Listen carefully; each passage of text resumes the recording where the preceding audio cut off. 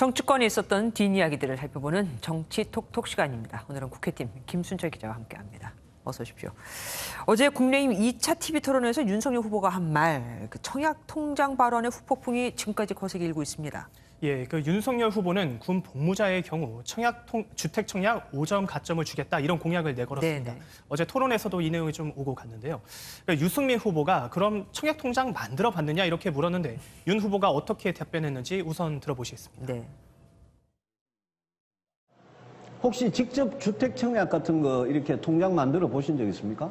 아니 저는 뭐 집이 없어서 만들어보진 못했습니다만은. 집이 없으면 만들어야죠, 오히려. 네. 아니 한 번도 해본 적은 해본 적은 없습니다만은.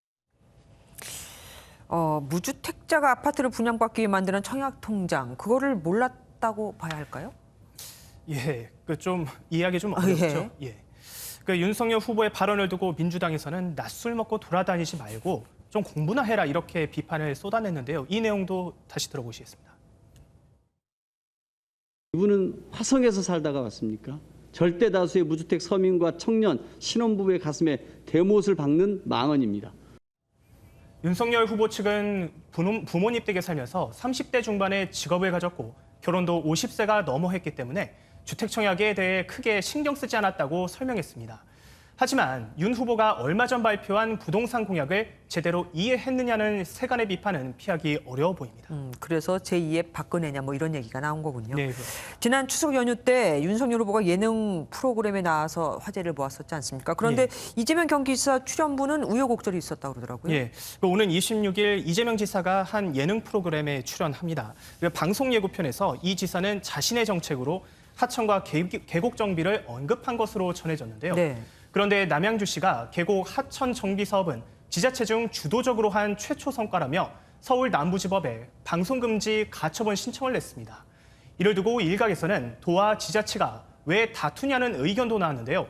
조광한 남양주시장은 사실을 알리는 일에 내부 총질이라고 욕하지 말라며 비양심적인 행태에 입 다물고 있는 게 옳은 일이라고 날선 반응을 보였습니다. 그런데 저 두 분의 갈등은 사실 어제 오늘 일이 아니지 않습니까? 예, 앞서 말씀드린 대로 이재명 지사와 조광한 시장은 하천과 정비 사업 문제를 놓고 좀 내가 원조다 이렇게 좀 다투어 왔습니다. 네. 지난 8월에는 지난지원금 100% 지급을 놓고 갈등을 빚었고 경기도는 며칠 전 남양주시가 종합감사를 거부한다는 이유로 부시장 등 16명에 대해 징계를 요구했었는데요.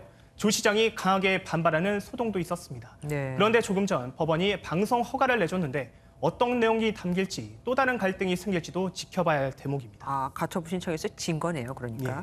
예. 윤석열 캠프 상황실장 맡고 있는 장제원 의원, 이분하고 관련해서 청와대에 무슨 청원이 올랐다면서요? 예, 장제원 의원의 아들 래퍼 로엘 씨가 지난 18일 서울 반포동의 한 도로에서요.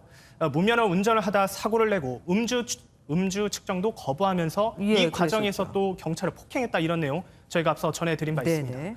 그런데 청와대 국민청원 게시판에 장 의원의 의원직 박탈을 원한다는 청원이 올라왔는데 4만 7천 명의 동의를 얻은 것으로 확인됐습니다. 노엘 씨의 범죄는 아빠의 권력 때문이라는 건데요. 이와 관련해 장 의원은 윤석열 캠프 상황실장직에서 내려오겠다고 밝혔다가 반려된 것으로 전해졌습니다. 아들의 행동으로 아버지까지 책임을 묻게 되는 상황까지 왔습니다. 예. 그리고 최재형 후보 좀 여쭤볼게요. 정의화 전 국회의장이 지지 철회했습니다. 그러면 정치적 입지가 많이 줄어드는 거 아닙니까? 예, 맞습니다. 최재형 후보의 정치적 우군인 정의화 전 국회의장이 어제 지지 철회를 했었죠. 네네. 어제 최 후보가 가덕도 신공항 재검토 입장을 밝히면서 부산 출신인 정정 의장도 결심한 것으로 확인됐습니다. 전도사라고 할 정도로 지지를 해왔는데 가덕 신공항에 대해서 인식을 저하고 완전히 다르게 어제 기자회견에 발표가 됐더라고요.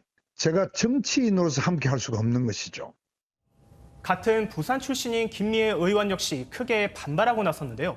최근 지지율이 1%로 추락한 최 후보가 후보를 8명에서 4명으로 압축하는 2차 컷오프를 통과하기 사실상 어렵게 된 게 아니냐 이런 분석도 나오고 있습니다. 예, 옳고 그름을 떠나 소신에는 희생이 뒤따르게 되죠.